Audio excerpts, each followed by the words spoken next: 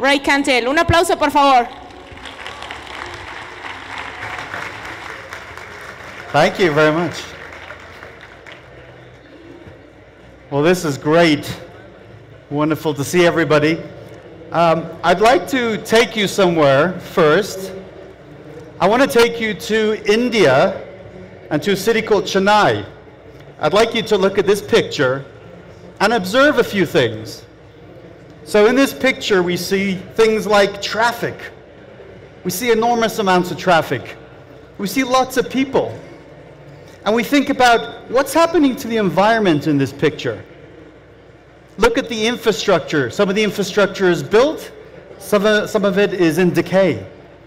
And while this is Chennai, India, some of the things I've just described are very common in most cities in the world. Take a look at this picture, and what do you see? Well, you see transportation in 2015. And this is the world when about half the people live in cities. Okay? About over 3.5 billion people live in cities. We're an urban planet, and over the next 10, 20, 30 years, another 2 billion people will move into cities. That means that this picture, the number of people here will double. Will double in the next 30 years. I would argue, and I hope you agree with me, that if we double this picture, this situation will break. In fact, I think you might agree with me that this situation is already broken. Let me take you to my hometown of San Francisco, California. I want to show you and describe what we're looking at here right now. So this is downtown San Francisco, and you can see the coastal area around the top right here, heading down towards the southeast. That big blue area, that's downtown San Francisco in the bottom right of this picture. That's the Western Wall Street, as they call it. A lot of commerce happens there. But what is the blue we're looking at? The blue is flooding. The blue is sea rise. And if we're to believe the scientific consensus about the future of our planet, the water is going to rise. And it's going to rise not in 100 years or 200 years, but potentially in many of our lifetimes. I hope that makes you a little bit angry, because if you could tap into that fear, perhaps you'll do something about it. So let's take a little break here for a second, and let me give you the history of cities in 60 seconds. Okay, you ready? We used to live in little villages, and most of our time was spent just looking after ourselves, finding food, looking after each other, and very quickly we got very good at that. And we saw that some other villages had things we wanted, so we swapped stuff, right? We wanted their things, they wanted our stuff, and suddenly you had commerce. And then we started mass producing. We got good at making things, and we brought workers into factories, and then we built homes around factories, and very quickly we got this. It happened very, very fast. And it was largely unplanned. Largely unplanned. Think about that. Most of the big cities, most of the cities in the world are unplanned. They just came about organically. So what I want to talk to you about today is that every one of us here, our future likely belongs in cities. The population of the planet are going to live in cities. So this talk today really matters, because this talk is about your home.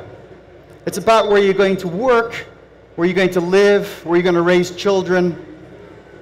Our future belongs to cities, but we're not ready. We're really not ready. In order for us to be ready, we have to take action. And that action is going to require us to build a new city operating system. And that's what we're going to spend the next 30 minutes or so talking to you about. This is really potentially a good news story despite the fact that I made all of you very depressed about the future, I now wanted to turn around and make you really optimistic about the future. Now here's an application called Waze. Have you heard of this application? Right? Well, many of you have. Yeah.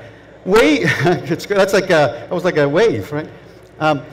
Many of you, this solution solves a big problem, which is what's happening ahead of this traffic, and is there an easier way to get to my destination?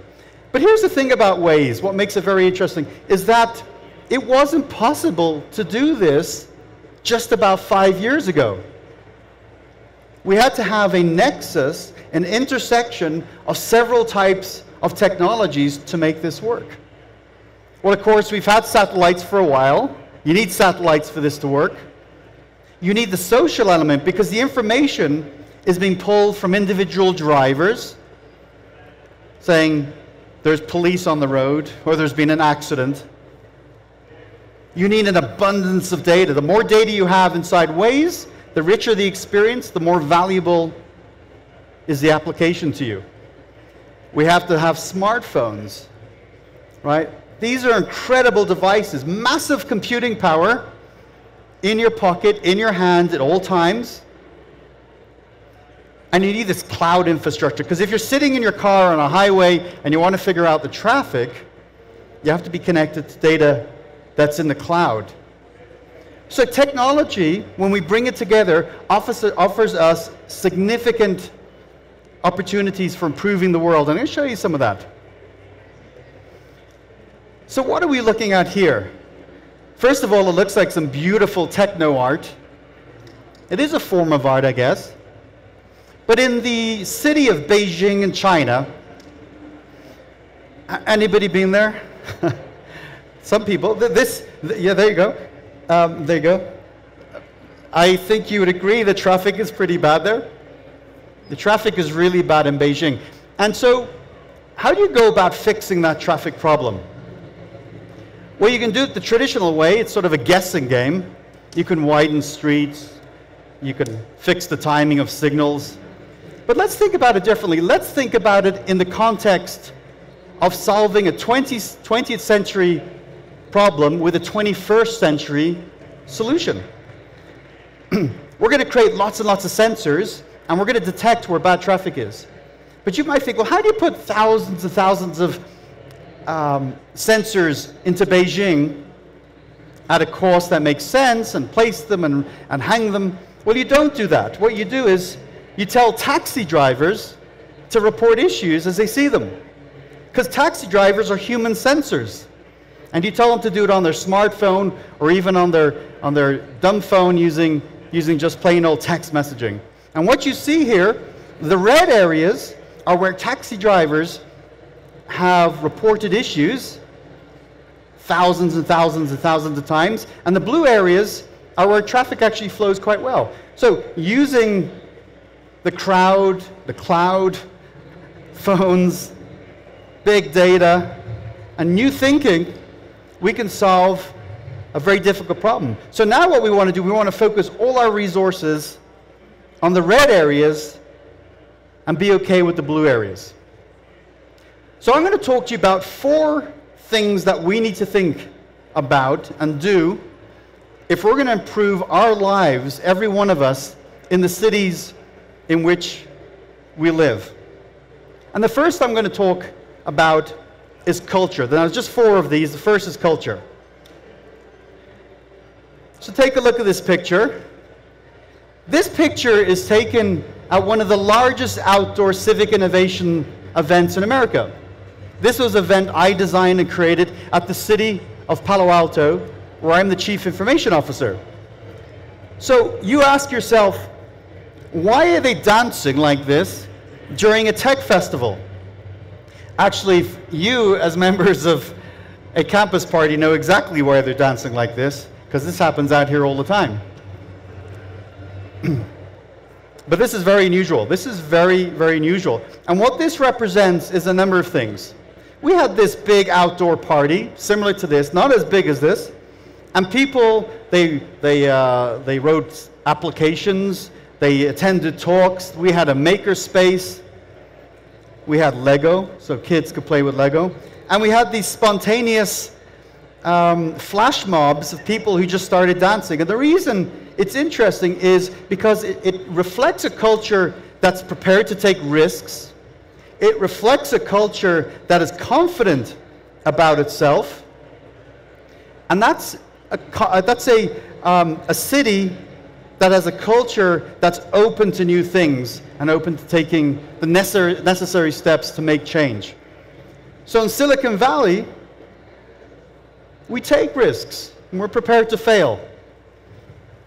And if your society, your city, isn't ready to do that yet, you're not ready to build a new operating system. So it's got to start there. It's got to start with preparing your culture for the great things ahead. It's not enough just to identify tech. You got to talk to leadership and elected officials and say, are you ready for the change? Are we ready to build the culture we need to build a new operating system for cities of the future? Now I'm going to talk about data. Data is the big story of our time, and it's going to be the big story for a very long time. We've all heard of the notion of big data. How big is big data? Right? We've always collected data, well, for many decades. Let's think about it like this. If you start with the beginning of civilization up to about 2003, that's a long time, and you take all the words ever written in books, all the data ever stored on computers, all the data on the internet, think about that, that's a lot of data. From the start of civilization to 2003, we create that volume of data every 2 days now. Every 2 days. And soon we'll create that volume of data every single day. In many ways, we're creating more data than we can capture. We're creating more data that we can use. But it's a pretty good story. We have data now that is a weapon of mass democracy, a WMD. If we can unleash the data that cities have, and by the way, in cities, everything's constrained, right? There's not enough money, not enough time, too much bureaucracy, there's just too many things that are difficult, too many constraints, and yet we have an abundance of data. And better yet, we're not leveraging even a fraction of it. We have it. And governments need to be encouraged all over the world to liberate this data so we can start to use it to make a difference. Here, well, up in California, at the city of Palo Alto, we open all our data sets to anyone who wants them at any time, 24 hours a day, and we make it open data by default. What you're looking at here is a proclamation about 2 years ago that our mayor made that all the data we would have and create will be made available to anyone who wanted it at any time. So why does it matter? I'm excited about data, but you're not excited yet. I want to make you excited about data and cities. Very often, when we think about topics, they're not about life and death. That's just the way it is. You go to your job, and it's like whether you do the job or not, okay, maybe there's poor productivity, but it's not a question of life and death. When we talk about data in the context of our cities, it can be about life and death. It's that important. So what are we looking at right here? We're looking at the aftermath of a devastating earthquake in Haiti a few years ago. And if you think about up to that point, how did we respond and solve problems of earthquakes up to that point? Well, it was best effort. We tried our best. We sent first responders where we thought the issues were worst, and hopefully we saved people. It wasn't hugely scientific. There was some good logic applied to it. But how can we take the promise of big data, social collaboration, and new thinking to save more lives more quickly, just like we did in Nepal recently? Well, the example in the Haiti event was that we started to have people on the ground report issues. Surprisingly, in this event, the cell network still worked. people could still text. I mean, that's pretty remarkable. And when they text very simple information about whether people were injured, whether there was something imminent, whether something was about to collapse. And in this way, that data was reported through text messaging onto a global platform, as you see in this image right here. And then first responders could go to where people needed help the quickest, thus saving lives. We can take data and cities and we can save lives. There's some more basic things. When we ask communities all around the world, what kind of city data would you like to see? It's probably not a surprise to you that they want to see financial information. Citizens, just like you and I, we want to see how is the government spending our money, right? So releasing and opening up those financial troves makes you a more informed voter and makes our democracy richer, right? And what you see in this image is a site called Where Does My Money Go? .co.uk. It's used in the UK. You can click and drill down and see where every dollar is being spent by the government. What else can data do in our cities? So this is an area of the United States. Here we have a heat map. And as you can imagine, there's something going on where the purple area is. There's less of it happening in the light yellow and less in the green, and then where there's nothing, something is not happening, right? What might you think that is? Well, actually, this is a heat map of crime. It's a heat map of crime, okay? So in that purple area, that's a representation of a lot of crime, okay? And it's very useful. But I have a little surprise for you. This is crime that hasn't happened yet. This is crime in the future. Right? We're starting to predict crime, not just hours, but days in advance, using big data and new thinking. So this is called predictive policing. And where it's being experimented with, in cities like Los Angeles, the crime rates are dropping by double digits. It's working. Now, it's not without controversy, and I would encourage you to research it and understand it, but offers amazing promise about the future of preventing crime. If we know where crime is going to happen tomorrow, we might do something about it. We might pre-position police. We might go into communities and talk to communities. We might understand, is there an event happening here? Perhaps we need to do things that will separate opposing football teams, perhaps. Now, I want to give you something as we go through this. This is our website in the city of Palo Alto. It's data.cityofpaloalto.org. And from any device you have, from your tablets, your smartphones, your laptops, you can access our data right now, 24 hours a day. So we're true to our word. We don't restrict it to anybody. And by the way, if you want to use it, you want to study it, perhaps you want to build an application with it, please do, because I want you to do that. Here's an image, a visualization of our financial data.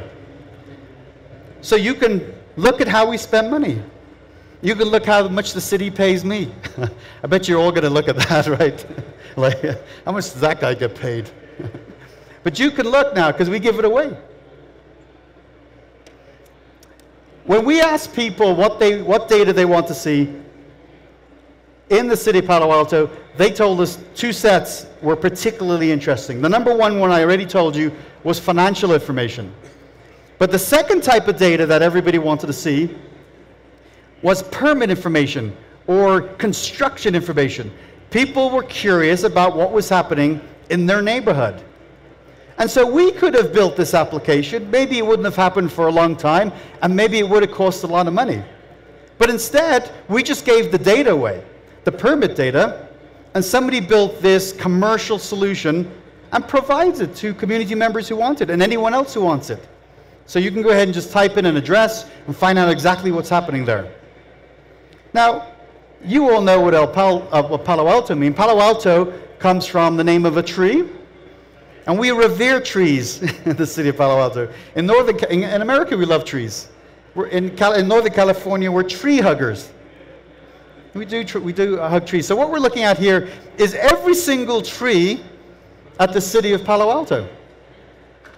In your yard, on the street. That's how much we love trees, because we want to know everything about every single tree. So what happens when you click on these? It tells you the type of tree, the age of the tree, if the tree has any disease, when the branches were cut. There are lots of people who love this information. And they can build apps around it, and they can care for the trees better. I show you this because how can I come from a city that's named after trees and not show you technology that has to do with our trees? So the third aspect I want to share with you is this idea of engagement. Right? Now, we used to think of government like a vending machine. We would put in $1, and out comes a service. We put in more money, and out comes a service. Well, as the complexity and the needs of cities increase, that model doesn't work, because we want a lot more from cities than we're putting in our dollars. And so the future is going to be about co-creation, working together. We are all government, we are all society, and we are all community together. There's no them or us. We are a community together. So how do you engage communities in solving problems? Well, I want to share with you the story, real briefly, of the Palo Alto Apps Challenge. Now, we make all the data available. That's only the first step. You know, just by making the data available doesn't mean people will come and they will build solutions around it. You have to create incentives and platforms for people to do that. So we created this challenge. It ran over 6 months. It had a sort of an American Idol style format. I played Ryan Seacrest. And at the end of the process, many people participated. They used city data. They created unusual solutions. We had 10 finalists, and then finally we had 3 winners. And of the 3 winners, they got a little bit of money from the city. They got incorporation services so they could build a business. Imagine that. Using city data, people's own ideas, businesses are created, jobs are created. So this is about economics, very much. This is about the future of communities. We've created jobs now through this program. And so you might say to me, Jonathan, you must be very, very thrilled that a solution was built, it's useful, a company was formed, and jobs were created. And I would say, yeah, I love that. That's a great outcome. But it's not the reason I'm excited. It's not the reason why I think the Palo Alto Apps Challenge was a success. It might surprise you.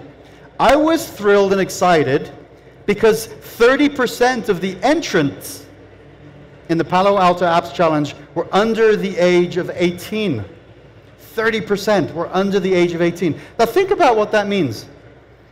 We found a completely new way for young people to participate in their democracy. They got engaged. No longer frustrated, they actually could produce, using in this case code, that solves a problem in the community. They may even win, they may even build a business. Now they hopefully will grow up and be interested in civic innovation. We may have seeded the next great leaders through our small little apps challenge. And we wrote a book on this.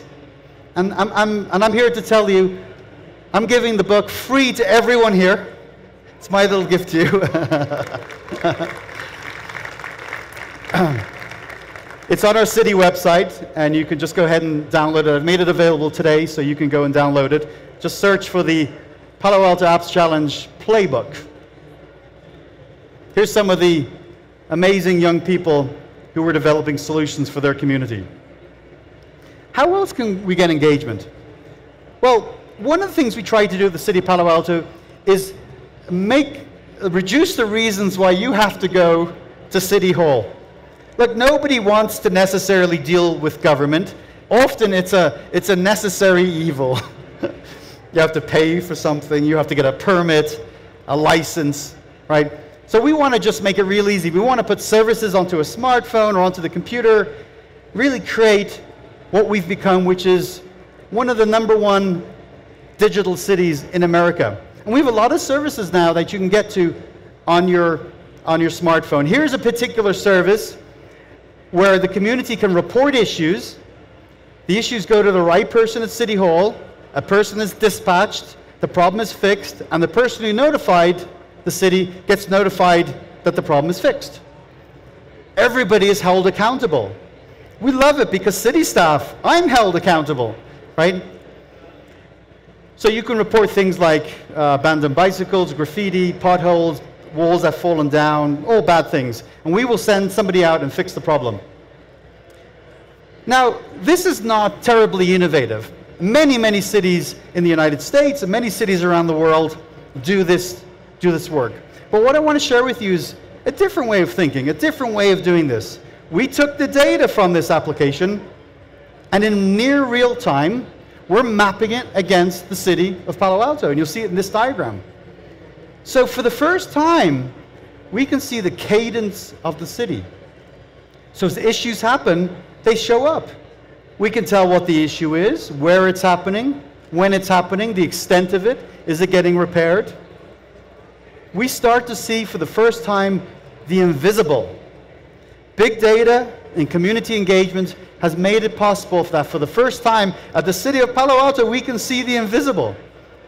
This is amazing. If there's a big issue in the southeast of the town, we start to see high numbers, and perhaps we're seeing a lot of graffiti, and we do some research and it turns out the reason why there's a lot of graffiti is because the timing of when students are let out from school has changed, and they have nowhere to express themselves. So perhaps we provide a forum for them to express themselves. So now we can understand the problem, research it, and solve it for good. You know, we talked about community engagement being about possibly life and death, and I want to show you this. This is an application called Pulse Point. Now what it is any one of us, let's hope it never happens, but any one of us could have a heart attack. This is quite a common event. And what you want somebody who's trained in CPR to be able to help you as quickly as possible. If you are trained in the city of Palo Alto in CPR and you have this application, you can know if somebody is having a cardiac event. And you can rush, apply the appropriate technique, and potentially save a life, right? Now that's community engagement. Now we put a lot of effort into this. We worked with a vendor, we integrated it with our public safety systems, and I was asking myself, will it work? Like, are we making a lot of effort here for nothing? Like, is anyone ever going to use this? It's a big question, and by the way, I would argue it's the right question. Well, not too long ago, somebody had a heart attack, and because of Pulse Point, a person came, was able to rescue them and save their lives.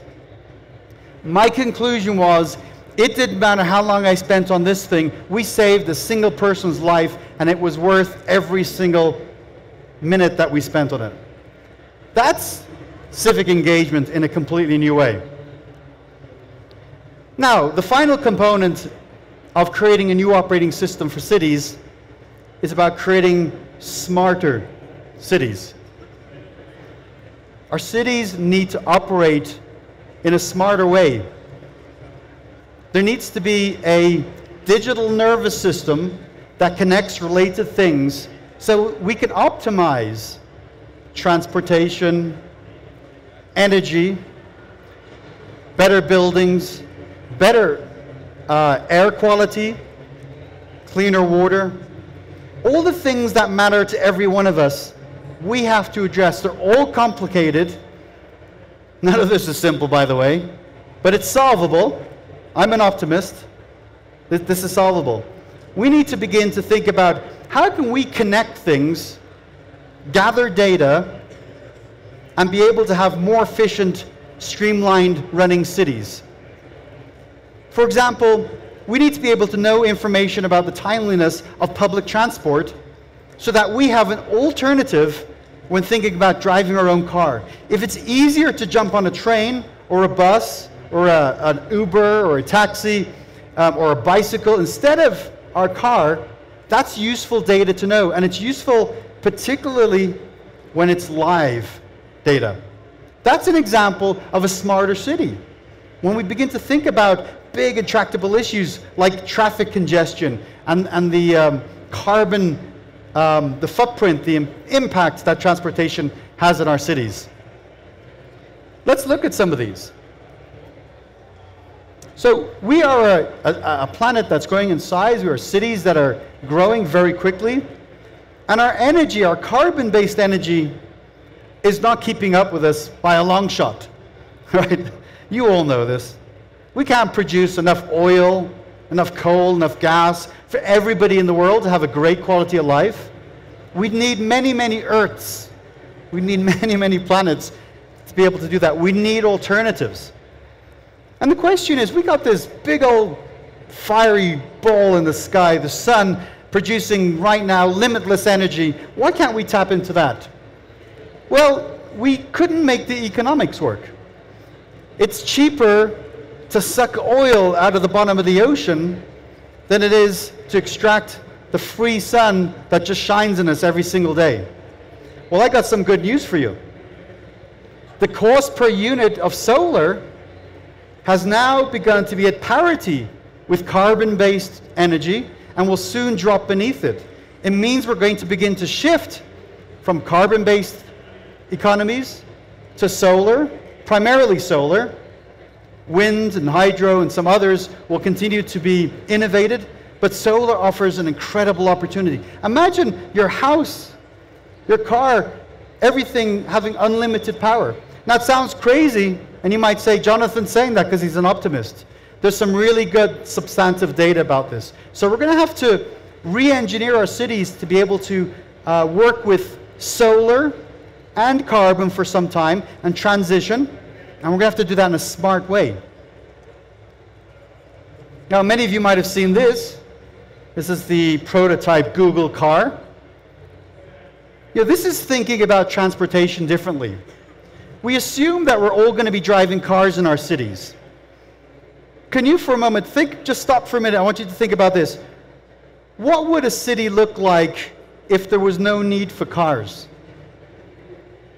Okay, think about that. I want you to think. What would make it possible that we don't need to have cities inside cars? Cities will be very different.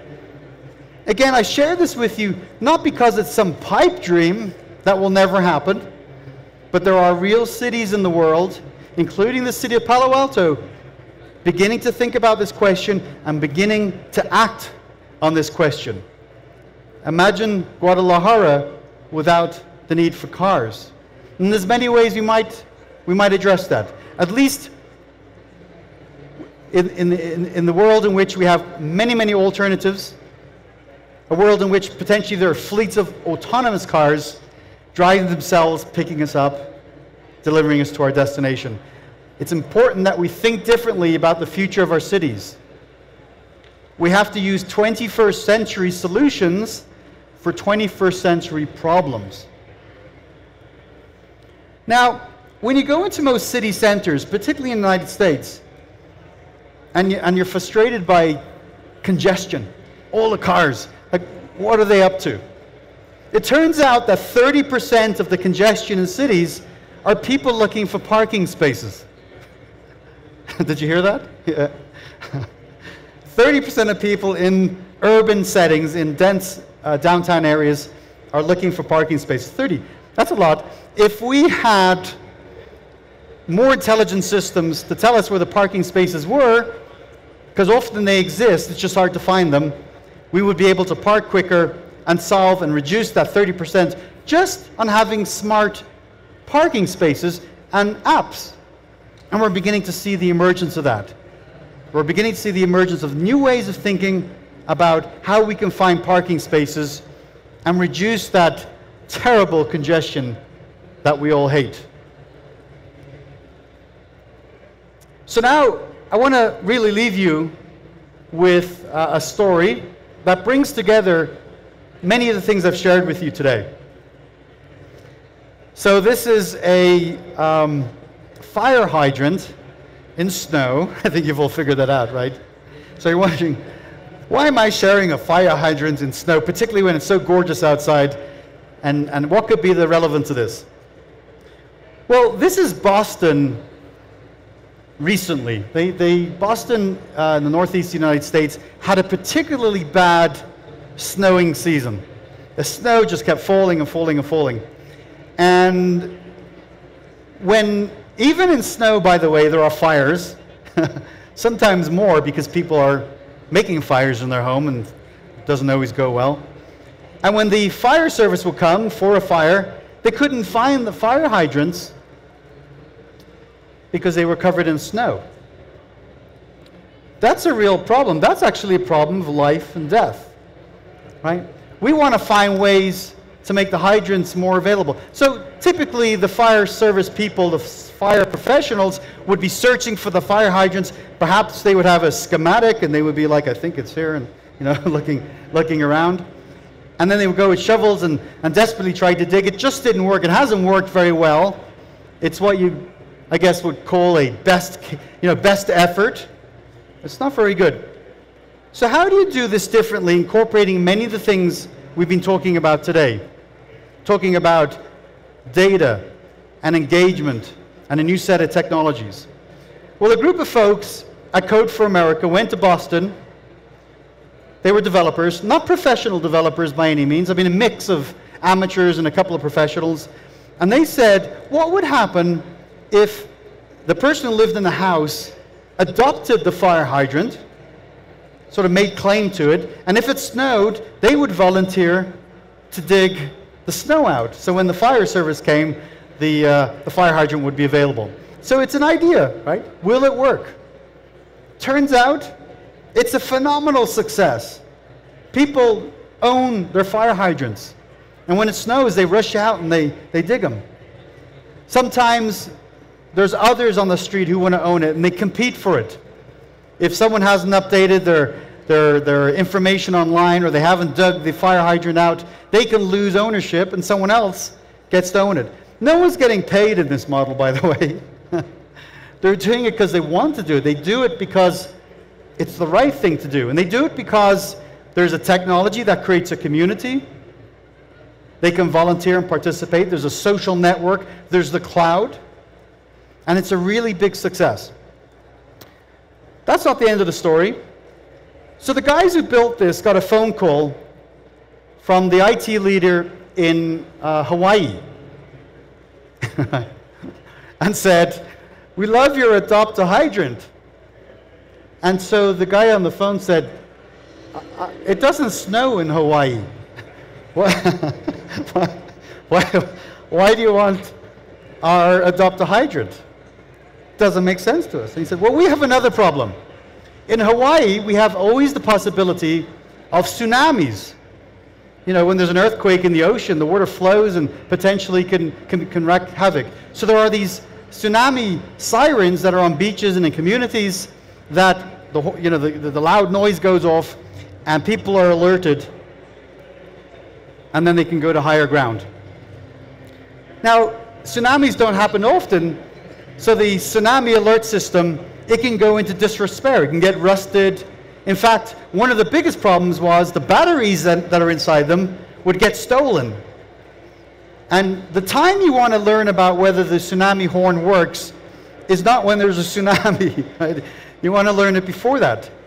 So they said, this is exactly the same thing. If people can adopt a tsunami alert system, we can save lives. Can we have your code? And of course, the guys in Boston said, please have our code. It's open source. And they took the adopt a hydrant, they changed the word, adopt a tsunami horn or alert, rejig some of the code, and boom, there was a re-engineering and a reuse of the code. To me, those stories tell us about the promise of community, of data, of technology, of a new generation of people who are thinking about how do we run and operate our cities in a completely unique and original way. Not because we want to, but because we have to. So my presentation today is just a little tease. I want to get you excited. You're the people who are going to build the next operating system. You can't point at anybody because you're pointing at yourself. let me recap some of the essence of what that looked like. The first thing we talked about is culture. Let's not underestimate the importance of creating the environment in which civic innovation can succeed.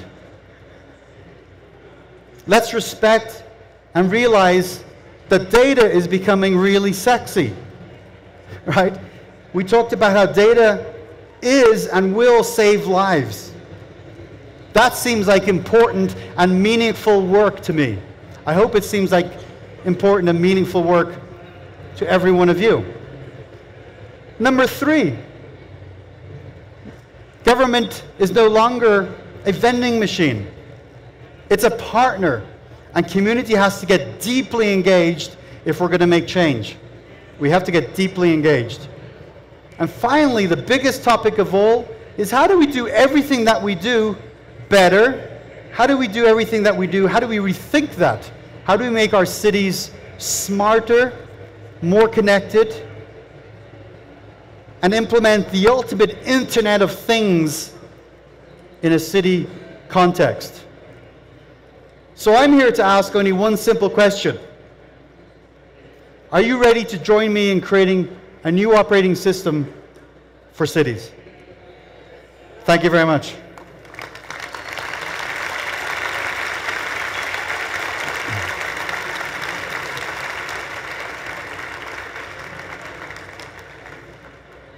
So I guess I'm going to take some questions with the little throwing box. What time is it? What time is it? 10:02? Thank you. Ooh, lots of questions. So you're closest. Here you go. All right. You talk about engagement, that will be one of the keys for you to be able to build a smarter city. However, I think that's the most challenging one because most of our societies, since they're all focused on ourselves, they're not very engaging, just to say like that. So how do you fight against that apathy to contribute in these smart cities? Mm-hmm. Well, let me ask the question back to you. Do you feel that way? Well, personally, personally, I don't, but you can see in a lot of ways. I mean, something as simple as not throwing trash or not littering, well, most people do it because there's a lot of apathy in those, to say, harmless stuff. But it actually affects the community or the city. So you might think there's not a lot of apathy, but there is in small stuff that actually harms the city. Yes. Well, I'm an optimist. I think there is a new generation of people, and we have really good supporting data, that don't think that way. We have a whole group of people here. We have 16,000 people here who I think believe in the future of their communities and have real tools to make a difference. So I'm concerned with what we see, but I'm very optimistic about the future. I think there is a new mindset.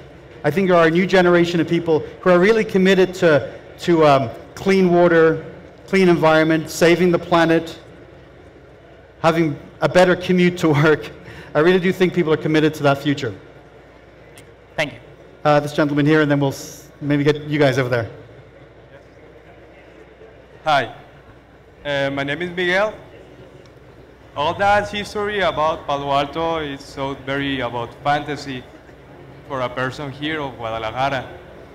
Being this great city and big city, why I never heard about an application about that. And I think someone had an idea like that, but I think like the government are like barriers to reach that. So my question is, do you think we can still make that here, or we had to migrate that idea to another younger cities?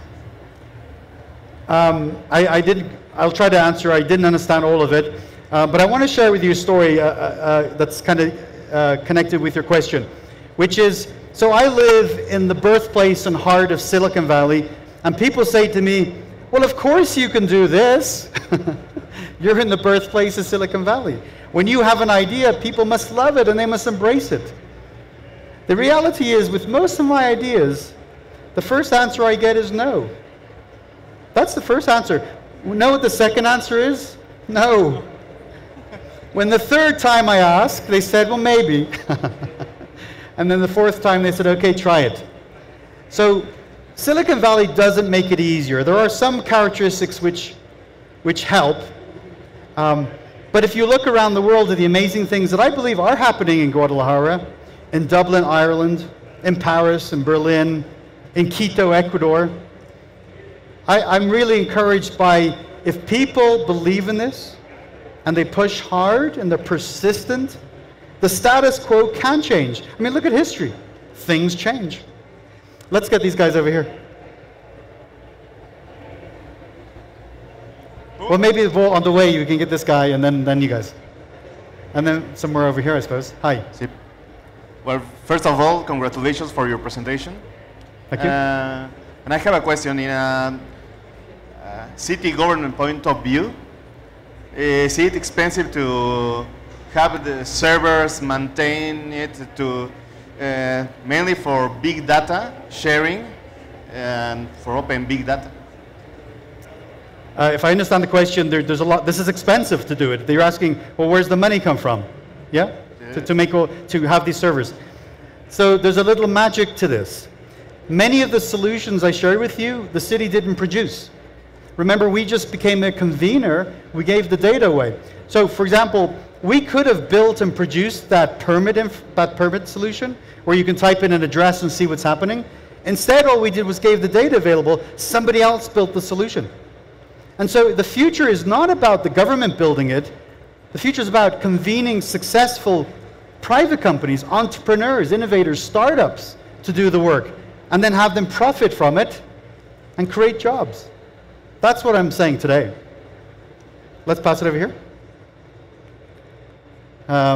These guys were really persistent, the blue and the white.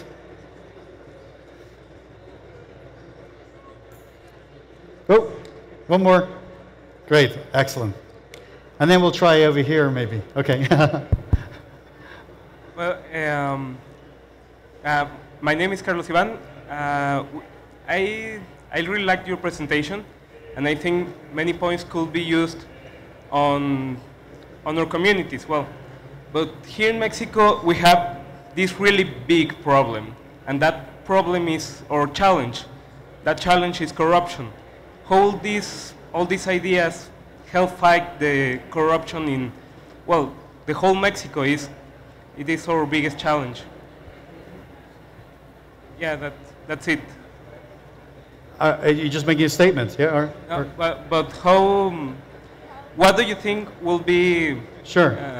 Well, so the question is, these things are hard, and in some societies, in some cultures, there's corruption that can play against this or can be a real problem. And so what we've seen, what we're beginning to see is, if you open up those data treasure chests, it shines a light on things. People can't hide from the data. And as you look at regimes around the world, there's real encouragement to get data released, because shining a light creates better democracy. We're seeing some real efforts being made in Africa and around the world under the Open Government Partnership, the OGP, signed by many leaders in the world, to open up their data sets about financial information, transactions. And when people know, lots of people are looking at it, it's harder to have corruption. It's a good step. There were people, oh goodness, let's get over here because I feel like I've been biased. Woo. Thanks. Okay. Yeah. Okay. Woo. So, thank you. It's such a great information. So we are very curious about something you said. Okay. You say cities are getting ready and thinking about a future without cars and transport. Like, what exactly are you talking about? Like air transportation, or what is it? Sure. Well, I wasn't proposing that we eliminate cars. Let me be clear about that. What I'm saying is, can we reduce the need to have cars? Can we avoid having cars in the first place? And some of it has to do with alternative transport, having very good quality public transport systems, greater use of bicycles, autonomous vehicles, And so it's really about having a really good mix of alternatives, including the manner in which you work. Is it necessary to go to work every day? Could you work from home or work in a small working group just close to your house? So the question is, look at all the scenarios. Imagine all the green space and the beauty we could create in cities if we got rid of all the roads. Wow, that'd be pretty amazing.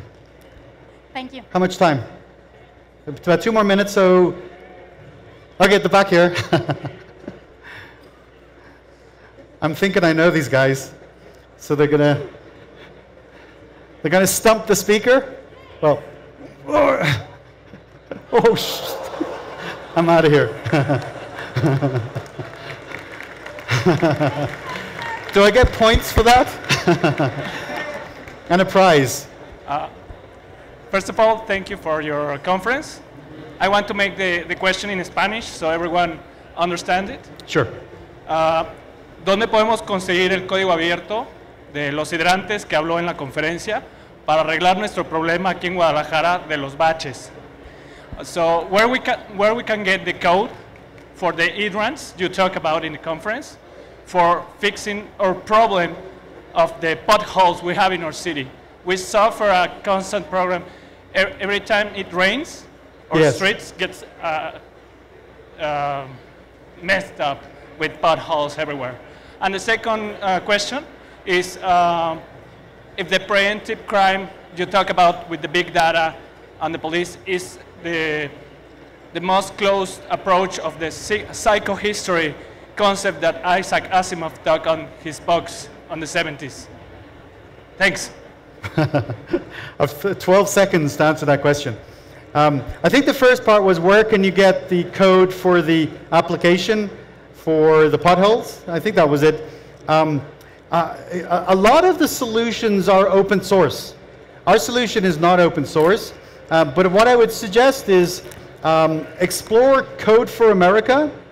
And at Code for America, they list a lot of civic applications that you can take right now. In fact, during the conference, you can download the code from GitHub or the site and modify and deploy it here. And by the way, you can do it independent of the government for a number of things that you can control. Of course, if you need government staff to fix the pothole, you're going to have a relationship. That's true. Thank you so much. With that, it's been such an honor and privilege to be here.